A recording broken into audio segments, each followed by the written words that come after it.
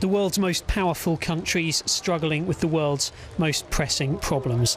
As the G20 summit comes to a close in southern France, world leaders were congratulating themselves on a show of unity aimed at rebooting global economic growth. Make no mistake, there is more hard work ahead and more difficult choices to make.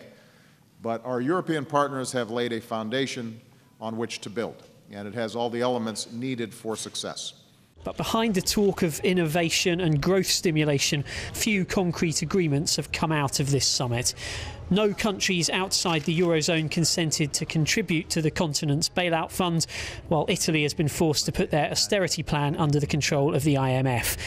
G20 President Nicolas Sarkozy's much-vaunted plans to tax financial transactions also met with a frosty reception, leaving France to plough on almost alone. La France se battra.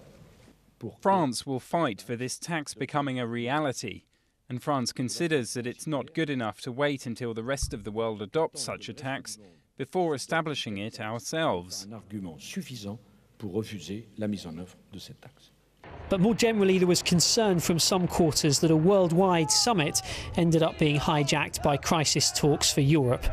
Nearby towns saw intense anti-globalisation protests, while aid agencies criticised the whole thing as an opportunity squandered.